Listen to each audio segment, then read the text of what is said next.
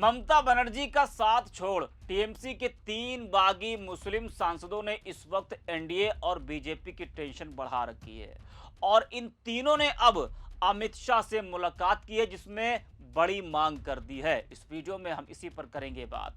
नमस्कार, 4 पीएम पर आप सभी का स्वागत है। दोस्तों, जिस तरह से बंगाल में ममता सरकार जाने के बाद टीएमसी के 20 सांसद एनसीपीआई में शामिल हुए, उनमें 3 ममता बनर्जी के मुस्लिम सांसद भी शामिल है, जिसमें यूसुफ पठान, अबू ताहिर खान और खलीलुर रहमान। इन तीनों की स्थिति सबसे ज्यादा इंटरेस्टिंग हो गई है। कभी एनसीपीआई के साथ जाने की खबरें आती हैं तो कभी टीएमसी में वापसी की संभावनाएं चर्चा में आ जाती हैं।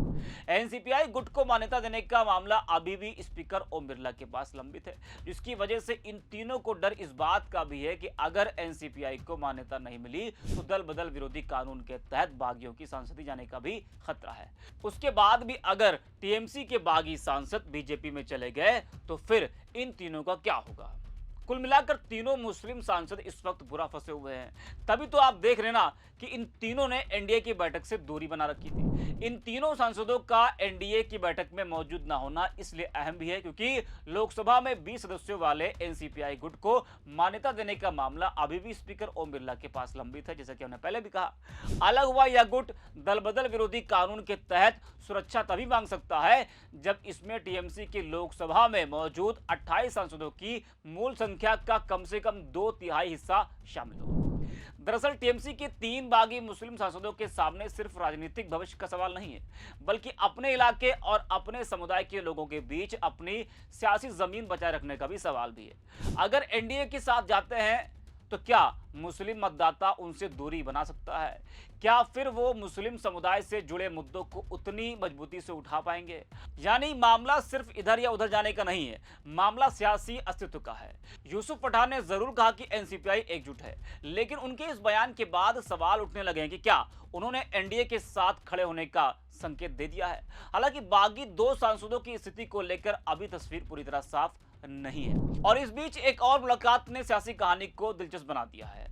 मोदी के साथ बैठक से पहले इन तीनों सांसदों की मुलाकात गृहमंत्री अमित शाह से हुई। यानी जो सांसद लगातार एनडीए की बैठकों से दूरी बनाए हुए थे, वही तीनों मुस्लिम सांसद सीधे गृहमंत्री के दरवाजे पहुंच गए।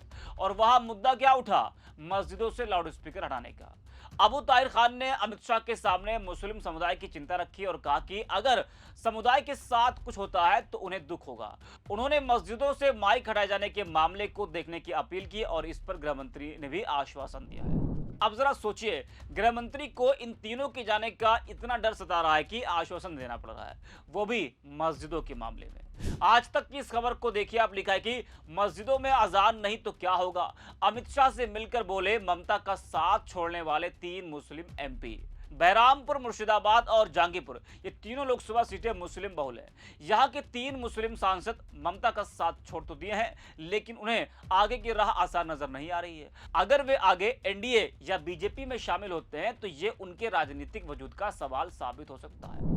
गुरुवार को दिल्ली में गृहमंत्री अमित शाह से मुलाकात की और पश्चिम बंगाल में मस्जिदों से जबरन लाउडस्पीकर उतारने के मुद्दे पर शुभेंदु अधिकारी सरकार का विरोध किया। मुर्शिदाबाद से सांसद अबू ताहिर खान ने कहा कि उन्होंने अमित शाह से मिलकर कहा कि अगर मुस्लिम कम्युनिटी के साथ कुछ होता है तो उन्हें बहुत दुख होगा। मस्जिद में अजान नहीं होगा तो क्या होगा? इस मामले में सुप्रीम कोर्ट से जो बोला है उसे मान्यता दी जाए, लेकिन मस्जिद से माइक उतारना अच्छा नहीं है। हमने गृहमंत्री से इस मामले को देखने की अपील की है। गृहमंत्री ने इस मामले में आश्वासन दिया है। अब ताहिर ने कहा कि वे एनडीए की मीटिंग में शामिल नहीं हो रहे। तीनों ने गृहमंत्री को पत्र भी सौंपा है।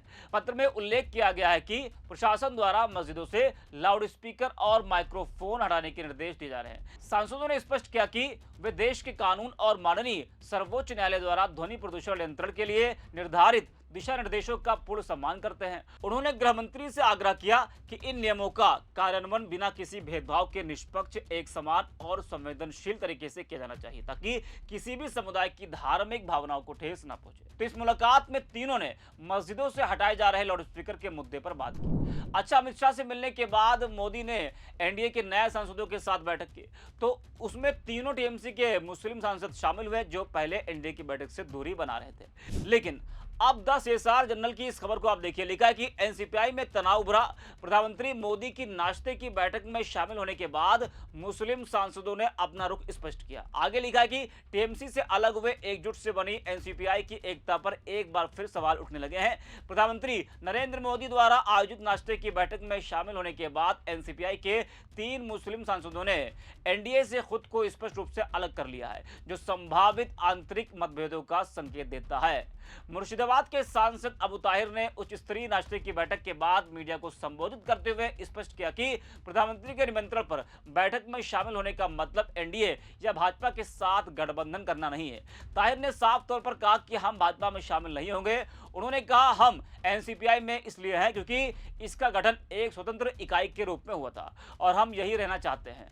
हालांकि अगर सरकार का कोई भी निर्णय हमारी धार्मिक भावनाओं को ठेस पहुंचाता है या इस्लाम के खिलाफ जाता है तो हम इसका कड़ा विरोध करेंगे और इसका समर्थन करने से इनकार कर देंगे। जब उनसे पूछा गया कि एनसीपीआई के सांसद एनडीए का हिस्सा ना होते हुए भी प्रधानमंत्री की बैठक में क्यों शामिल हुए, तो ताहिर ने बताया कि वे एनसीपीआई के प्रतिनिधि के रूप में पार्टी के विचारों को व्यक्त करने के लिए उपस्थित हुए थे। तो अबू ताहिर ने साफ कह दिया है कि वो एनडीए या भाजपा के साथ गठबंधन करना नहीं चाहते हैं। अब इन तीनों ने कहीं ना कहीं बाकी टीएमसी के बागी सांसदों की चिंता बढ़ा दी है। टीएमसी के 20 बागी सांसदों की सदस्यता पर कानूनी संकट गिराता है। अगर लोकसभा अध्यक्ष द्वारा इस समूह के विलय को आधिकारिक मान्यता नहीं दी जाती है तो दल बदल विरोधी कानून के तहत इन बागी सांसदों की सदस्यता रद्द होने का खतरा बना हुआ है। शायद इसलिए टीएमसी के तीनों मुस्लिम सांसद घर वापसी की सोच रहे हैं, लेकिन फिर भी खतरा सभी बागियों पर मंडरा रहा है।